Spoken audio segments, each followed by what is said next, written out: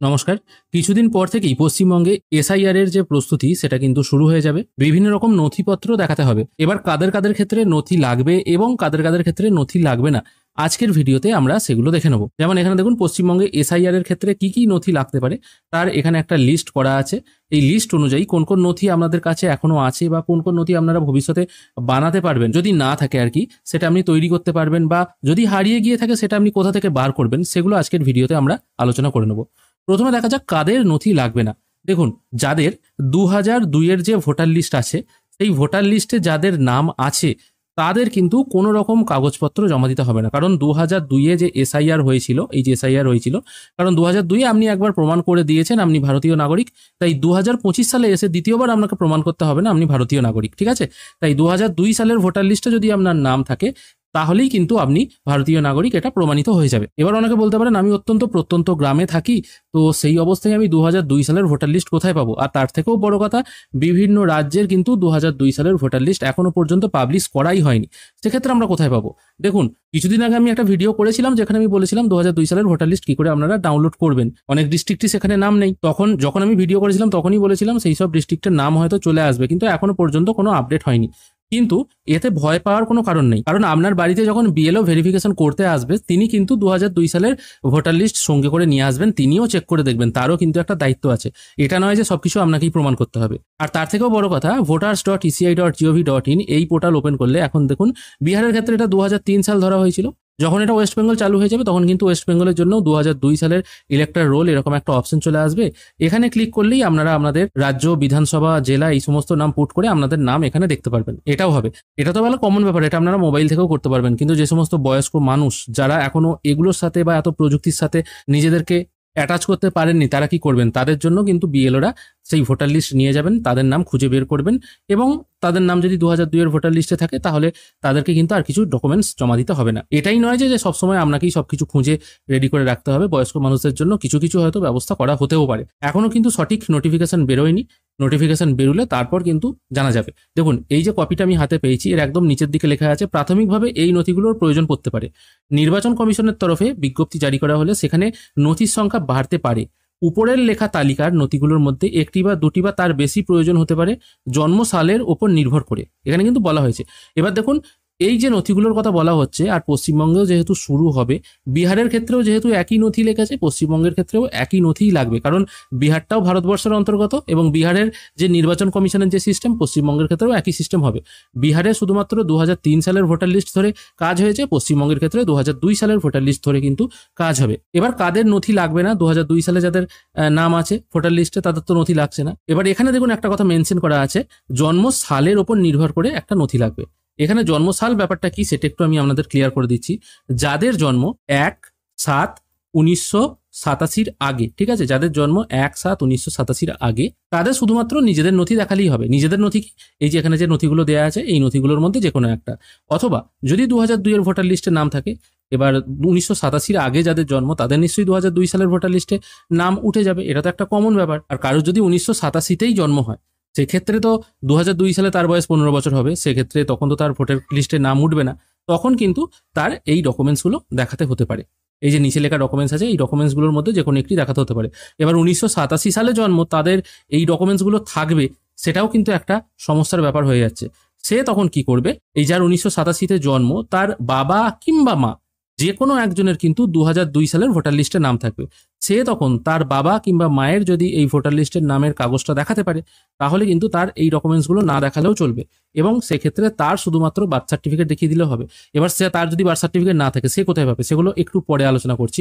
এটা তো গেল 1987 কথা। এবার যাদের জন্ম 1/7/1987 থেকে 2/12/2004 মধ্যে জন্ম, যাদের এই টাইম পিরিয়ডের মধ্যে জন্ম 1/7/1987 থেকে 2/12/2004 এই টাইম পিরিয়ডের মধ্যে যাদের জন্ম, তাদের নিজেদের নথি বলতে কি, এই ডকুমেন্টস যেগুলো আছে, এই যে এই টাইপের যে ডকুমেন্টস যেগুলো আছে, এইরকম যে কোনো একটি নথি দেখাতে হবে।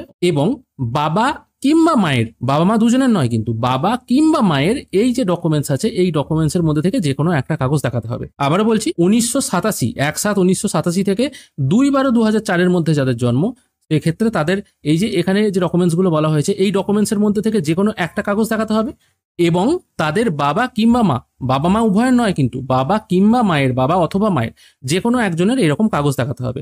এবার বাবা মায়ের হয়তো এইরকম কাগজগুলো নাই, বনভূমি অধিকার শংসাপত্র নাই, বাবা মায়ের পাসপোর্ট নাই, পেনশন অর্ডার কিছুই নাই, সেক্ষেত্রে কি করবে? যাদের এই টাইম পিরিয়ডের মধ্যে জন্ম তাদের বাবা মায়ের নিশ্চয়ই 2002 সালের ভোটার লিস্টের নাম আছে, কারণ সেটা তো থাকবারই কথা, এটা একটা কমন ব্যাপার। ঠিক আছে, এবার অনেকে বলতে পারেন আমার বাবা মা 2002 আগেই মারা গেছে, সেক্ষেত্রে কি করব? সেক্ষেত্রে তাদের ডেথ সার্টিফিকেটটা নিশ্চয়ই আপনার কাছে থাকবে। এবার সেই ডেথ সার্টিফিকেট ধরে তাদের ভোটার লিস্ট হয়তো বার করা যেতে পারে, কারণ 2002 সালের আগেকার ভোটার লিস্টও কিন্তু আপনারা ডাউনলোড করতে পারবেন, এরকম একটি ওয়েবসাইটের কথাও আমি বলেছি। তাই তার আগেকার ভোটার লিস্ট যদি আপনি দেখাতে পারেন তাহলে তো আরো জোরদারভাবে প্রমাণ করা যাচ্ছে তারা ভারতীয়। বাবা মা যাদের জীবিত আছে তাহলে তাদের 2002 ভোটার লিস্টের নামটা দেখিয়ে দিলেই হলো, এই 1987 থেকে 2004 এই টাইম পিরিয়ডের মধ্যে। এরপর কিন্তু এখানে আরেকটি জন্ম পিরিয়ডের কথা বলা হচ্ছে, সেটা হচ্ছে 2/12/2004 থেকে, মানে এই যে 2004 আছে, এই 2/12/2004 পর থেকে বর্তমান সময়, মানে এখন যে টাইমটা চলছে, এই টাইম পিরিয়ডের মধ্যে যদি কারোর জন্ম হয় সেক্ষেত্রে তাদের কি দেখাতে হবে? সেক্ষেত্রে এই যে এখানে 11টা ডকুমেন্টের কথা বলা হয়েছে, এই 11টা ডকুমেন্টের মধ্যে যে কোনো একটি, এবং বাবা এবং মায়ের 1987 থেকে 2004 ক্ষেত্রে বাবা অথবা মা ছিল যে কোনো একজনের, কিন্তু যাদের 2004 থেকে এই এখন বর্তমান টাইম পিরিয়ডের মধ্যে জন্ম তাদের যে কোনো একটি ডকুমেন্টস দেখাতে হবে। এক্ষেত্রে তাদের যে কোনো একটি ডকুমেন্টস দেখাতে হবে এবং বাবা মা উভয়েরই নথি দেখাতে হবে। এবার বাবা মায়ের উভয়ের নথি এই 11টা ডকুমেন্টের মধ্যে কোনোটাই যদি না থাকে তাহলে তাদের 2002 সালের ভোটার লিস্টে নাম যদি থাকে সেই লিস্টটা দেখিয়ে দিলেই হবে। মোটামুটি একটা আপনারা আন্দাজ করতে পারছেন। এবার যাদের 2002 ভোটার লিস্টে নাম নেই, সেই সময় হয়তো নাম তোলেননি, কিছুই নেই, তাদের জন্য তো এগুলো মাস্ট, এই যে ডকুমেন্টসগুলো আছে সেগুলো মাস্ট। তো সেক্ষেত্রে আপনারা এই ডকুমেন্টসগুলো যেগুলো বলা হয়েছে, 11টা ডকুমেন্টস আমরা পড়ে নিয়েছি, তার মধ্যে আপনারা কোনগুলো এখনো পর্যন্ত জোগাড় করতে পারবেন সেটা এবার আমরা দেখে নেব। এবার দেখুন সেগুলোর মধ্যে থেকে কি কি প্রথমে বলা হচ্ছে। প্রথমে বলা হচ্ছে যে কোনো পরিচয়পত্র, কেন্দ্র সরকার, রাষ্ট্রায়ত্ত সংস্থার কর্মী, পেনশন প্রাপকের পেনশন পেমেন্ট অর্ডার, এরকম ডকুমেন্টের কথা কিছু বলা হচ্ছে। এবার সরকারি কর্মচারী তো সবাই নন, যারা সরকারি কর্মচারী আছেন তাদের এই পেনশন প্রাপকের পেনশন অর্ডার এটা আছে, বয়স্ক মানুষ তাদের, কিন্তু সবাই তো পেনশন পান না, তাই দেখানো একটু মুশকিল আছে।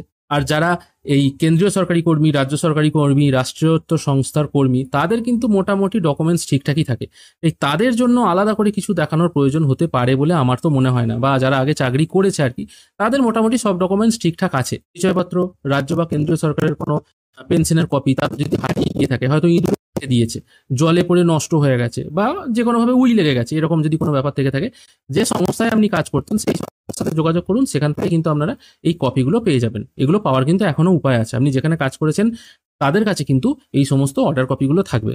দ্বিতীয় কথা কি বলা হয়েছে, 1/7/1987 আয়কার স্থানীয় কর্তৃপক্ষ, ব্যাংক, ডাকঘর, ভারতীয় জীবন বীমা নিগম, রাষ্ট্রায়ত্ত সংস্থা কর্তৃক ভারতের প্রদত্ত যে কোনো পরিচয়পত্র, শংসাপত্র বা নথি। 1/7/87 আগের সরকার, স্থানীয় ব্যাংক, ডাকঘর, এই সমস্ত জায়গায় যদি আপনার কোনো বিমা বা বই করা থাকে সেটাও কিন্তু কাজ হবে। ম্যাক্সিমাম মানুষেরই নেই সেভিংস করার যে সিস্টেম, এই ধারণাটা কিন্তু বহু মানুষের অনেক পরে এসছে, এরাই এই সমস্ত সেভিংস, এলআইসি, এই সমস্ত ব্যাপারগুলো কিন্তু বহু বয়স্ক মানুষেরই নেই। তাই এই জায়গাটা কিন্তু আমি স্কিপ করে যাচ্ছি, এটা কিন্তু অনেকেই জোগাড় করতে পারবেন না। যদি হারিয়ে গিয়েও থাকে, এলআইসি অফিসে গিয়ে আপনাকে ঘুরতে হবে, ব্যাংকে, ডাকঘরে গিয়ে ঘুরতে হবে, যদি ছিল হয়তো হারিয়ে গেছে, কোনো হয়তো বই খুলেছিলেন সেটা হয়তো চালাননি, এবার সেটা পাওয়া যাবে কিনা সেটা ব্যাপারটা দেখা কিন্তু একটু মুশকিল। এই প্রথমটা কাদের জন্য, দ্বিতীয়টা কাদের জন্য সেটা আমি বলে দিলাম। তারপর বলা হচ্ছে উপযুক্ত কর্তৃপক্ষ কর্তৃক প্রদত্ত জন্মের শংসাপত্র বা বার্থ সার্টিফিকেট, এটা কিন্তু আপনি এখনো বানাতে পারেন, কিন্তু এর মধ্যে একটা ক্যাচ আছে। এই জন্মের শংসাপত্র বা বার্থ সার্টিফিকেট যেটা, সেটা জন্ম মৃত্যু প্রমাণ তথ্য বলে একটি ওয়েবসাইট আছে, সেখান থেকে বানানো যায়, কিন্তু একটা নির্দিষ্ট টাইম অবধি। যাদের বয়স 20, 22, 26 তাদের হয়তো বার্থ সার্টিফিকেট নেই, মোটামুটি 3,500, 4,000 এরকম টাকার বিনিময়ে বিভিন্ন জায়গা থেকে বার্থ সার্টিফিকেট কিন্তু হয়ে যাচ্ছে। শুধুমাত্র তাদেরকে টাকাটা দিতে হবে, ভোটার কার্ড, আধার কার্ড, এই ডকুমেন্টসগুলো দিতে হবে, তারা কিন্তু বার্থ সার্টিফিকেট করে দিচ্ছে। যত দিন যাবে তত কিন্তু এই রেট বাড়বে। কিছুদিন আগে পর্যন্ত এটা 1000 ছিল, কিছুদিন আগে বলতে মোটামুটি গত বছর পর্যন্ত এই রেট 1000 ছিল। এখন যেহেতু এরকম জিনিস চালু হয়ে যাচ্ছে, সেই জন্য এই রেট অনেক বেড়ে প্রায় 3 গুণ, 3.5 গুণ হয়ে গেছে। কিন্তু এটা সম্পূর্ণ লোক মুখে শোনা খবর, বিভিন্ন জায়গা থেকে উড়ো খবরও হতে পারে, আবার সত্যিও হতে পারে, সবাই বলছে এরকম হচ্ছে। তবে 80 বছরের মানুষের বার্থ সার্টিফিকেট তৈরি করা এই মুহূর্তে দাঁড়িয়ে সেটাও একটু মুশকিল। পাসপোর্ট সবার নেই, তাই এটা আলোচনা করাটাও বৃথা। যাদের দরকার তারাই পাসপোর্ট বানিয়েছে। আমি যে অঞ্চলে থাকি, যে এরিয়ায় থাকি, যে গ্রামে থাকি, সেই এরিয়ার 99% মানুষের পাসপোর্ট নেই। আর যাদের আছে তাদের এই বার্থ সার্টিফিকেট বা অন্যান্য কাগজপত্র সবকিছুই আছে। বয়স্ক মানুষরা আগেকার দিনে পাসপোর্ট বানাতোই না, যেটা ফ্যাক্ট সেটাই আমি বলছি। পাসপোর্ট আগেকার দিনে কে বানাতো? আমার নিজেরই এখনো পাসপোর্ট নাই, কি জন্য বানাবো? তারপর বলা হচ্ছে স্বীকৃত পর্ষদ বিশ্ববিদ্যালয় প্রদত্ত ম্যাট্রিকুলেশন সার্টিফিকেট বা শিক্ষাগত যোগ্যতার শংসাপত্র, এটা দিলেও কিন্তু হবে। এবার স্বীকৃত পর্ষদ বিশ্ববিদ্যালয় প্রদত্ত ম্যাট্রিকুলেশন সার্টিফিকেট, স্বীকৃত পর্ষদ বলতে হচ্ছে বোর্ড, যে কোনো বোর্ডের সার্টিফিকেট। এবার বোর্ড বলতে বোর্ড আমাদের ফার্স্ট টাইম শুরু হচ্ছে মাধ্যমিক থেকে। মাধ্যমিক হচ্ছে WBBSC, তারপর হচ্ছে WBCHSC। এবার অনেকে বলতে পারেন আমি হয়তো 4 পাস করেছি, সেক্ষেত্রে কি সার্টিফিকেট দিলে হবে? এবার দেখুন, 4 পাসের যে সার্টিফিকেট হয় সেটা কিন্তু স্কুল থেকে দেয়, সেটা কিন্তু কোনো পর্ষদ থেকে দেয় না, বা কোনো বোর্ড থেকে দেয় না, বা বিশ্ববিদ্যালয় থেকেও দেয় না। যারা মাধ্যমিক পাস করেছেন তাদের তো কোনো অসুবিধা নেই, কারণ মাধ্যমিকের সার্টিফিকেট দিলে যখন আপনার কাজ হয়ে যাচ্ছে, মোটামুটি যাদের 2004-এর পর জন্ম, মাধ্যমিক পাস সবাই মোটামুটি করেছে, সেক্ষেত্রে তাদের মাধ্যমিকের সার্টিফিকেট দিলেই হয়ে যাচ্ছে। শিক্ষাগত যোগ্যতা শংসাপত্র বলে এখানে একটা অপশন আছে, কিন্তু অনেকে বলে আমি প্রাইমারি স্কুল অবধি গেছি, হাই স্কুল পর্যন্ত যেতে পারিনি। এবার সেক্ষেত্রে প্রাইমারি স্কুল থেকে যদি সার্টিফিকেট বা শিক্ষাগত যোগ্যতা শংসাপত্রটা দেওয়া যায়, বা সেটা যদি গ্রাহ্য হয়, সেটাই একটি দেখার ব্যাপার আছে। তবে দেখা যাক সেটা নেয় কিনা। সম্পূর্ণ নোটিফিকেশন না এলে সেটা কিন্তু বলা যাবে না। আর নোটিফিকেশনেও যে সবটা পরিষ্কারভাবে বলা থাকে সেটা নয়, বিএলওদের ওপর এইটা দায়িত্ব থাকে সাধারণ মানুষকে বুঝিয়ে বলার জন্য। রাজ্যের উপযুক্ত কর্তৃপক্ষ কর্তৃক প্রদত্ত স্থায়ী বাসস্থানের শংসাপত্র, রাজ্যের উপযুক্ত কর্তৃপক্ষ কর্তৃক। এবার রাজ্যের উপযুক্ত কর্তৃপক্ষ বলতে এটা হতে পারে বিডিওর ডোমিসিয়াল সার্টিফিকেট, বা বিডিওর অর্ডিনারি রেসিডেন্সিয়াল সার্টিফিকেট, অথবা এসডিও রেসিডেন্সিয়াল সার্টিফিকেট। এই দুটো জিনিস যদি আপনি বানিয়ে নিতে পারেন, সেক্ষেত্রেও কিন্তু আপনার কাজ হবে, যেখানে স্থায়ী বাসস্থানের শংসাপত্র এটা প্রমাণিত হয়ে যাবে। এসডিও রেসিডেন্সিয়াল সার্টিফিকেট কি করে অ্যাপ্লাই করতে হয় সেটা আমি অলরেডি বানিয়ে দিয়েছি। বনভূমি অধিকার শংসাপত্র, এরকম যদি কোনো আপনাদের সার্টিফিকেট থেকে থাকে সেটাও দিতে পারেন। আমাদের এখানে বনভূমি অধিকার শংসাপত্র বলে কোনো রকম ব্যাপার নেই, বা এরকম সার্টিফিকেট কারোর নেই, সেই জন্য এই জিনিসটা কারা দিতে পারবে সেটাও একটু দেখার ব্যাপার আছে। তারপর বলা হচ্ছে SC/ST সার্টিফিকেট যদি আপনার থেকে থাকে। এবার SC/ST সার্টিফিকেটটা কবে ইস্যু করা হয়েছে সেটা কিন্তু মেনশন করা নেই যে এত তারিখের আগে SC/ST সার্টিফিকেট ইস্যু করতে হবে। এটা যদি আপনার থেকে থাকে তাহলেও কিন্তু আপনি ভারতের নাগরিক হিসেবে প্রমাণিত হবেন, সেটা আপনার যেদিনই ইস্যু করা হোক না কেন। কালকেও যদি ইস্যু করা হয়ে থাকে সেটা হলেও হবে, কারণ SC/ST সার্টিফিকেট যখন ইস্যু করা হয় তখন কিন্তু অনেক ভেরিফিকেশন করেই ইস্যু করা হয়, তাই এটা যদি থাকে তাও হবে। তাই তপশিলি জাতি বা উপজাতিরা তাদের এই ডকুমেন্টসটা কিন্তু খুব ইম্পর্টেন্ট। এবং যারা মাধ্যমিক পাস করেছে তাদের যাদের মাধ্যমিকের সার্টিফিকেট আছে তাদেরও কিন্তু এই জিনিসটা থাকলে হয়ে যাবে, অন্য ডকুমেন্টসের প্রয়োজন নেই।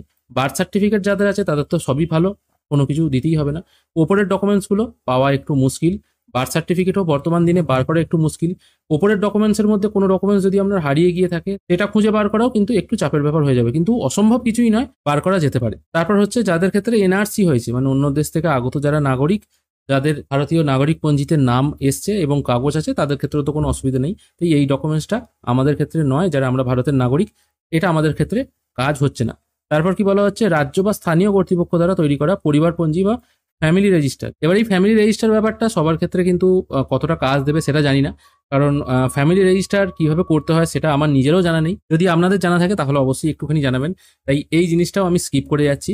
আর একদম শেষ পয়েন্ট বলা হচ্ছে কোনো বাড়ি জমি বরাদ্দের সরকারি শংসাপত্র বা বাড়ি জমির দলিল। ঠিক আছে, যদি আপনি সরকারের কাছ থেকে কোনো বাড়ি বা জমির পেয়ে থাকেন, বা পাট্টা ফাট্টা যদি পেয়ে থাকেন, সেই কাগজ দেখালেও হবে, অথবা আপনার বাড়ি বা জমির যদি দলিল থাকে সেটা দেখালেও হবে। যারা আবাস যোজনায় বাড়ি পেয়েছেন সেই সমস্ত যদি কাগজ আপনার কাছে থেকে থাকে সেগুলো কিন্তু আপনারা জোগাড় করতে পারেন। তাই কোন কোন কাগজপত্র এখন আপনারা জোগাড় করতে পারবেন, বা কোন কোন কাগজপত্র হারিয়ে গেলে কোথা থেকে বার করবেন, সেগুলো কিন্তু আমি এই ভিডিওতে বলে দিলাম। অনেকে বলতে পারেন মাধ্যমিকের সার্টিফিকেট বা মাধ্যমিকের সমস্ত ডকুমেন্টসটাই আমার হারিয়ে গেছে, কি করবো? সেক্ষেত্রে কিন্তু মাধ্যমিকের ডকুমেন্টস বার করা যায়, ডুপ্লিকেট বার করা যায়। তবে অনেকে বলেন আমার ডকুমেন্টসের উপরে ডুপ্লিকেট লেখা আছে, কোনো অসুবিধা নেই তো। দেখুন, ডুপ্লিকেটটা যারা লিখে দিচ্ছে সেটা যেখান থেকে আপনি ইস্যু করুন না কেন তারা মেনশন করে দিচ্ছে আপনার অরিজিনালটা হারিয়ে গেছে, এটা ডুপ্লিকেট, তাহলে কিন্তু ওটা জাল নয়। এখনো বলে দিচ্ছি, এটা কিন্তু প্রাথমিকভাবে এটা অনুমান করা হচ্ছে, যেহেতু বিহারে হয়েছে, পশ্চিমবঙ্গের ক্ষেত্রেও এরকম ডকুমেন্টস লাগতে পারে। তবে বাকিটা নির্ভর করছে নোটিফিকেশনের উপর। আশা করি আপনাদেরকে বোঝাতে পারলাম পশ্চিমবঙ্গে SIR এর ক্ষেত্রে কি কি নথি লাগতে পারে এবং কোন কোন নথি এখনো পর্যন্ত আপনারা বের করতে পারেন। ভিডিও যদি ভালো লেগে থাকে অবশ্যই একটি লাইক করবেন। ভিডিও দেখার জন্য অসংখ্য ধন্যবাদ, ভালো থাকবেন।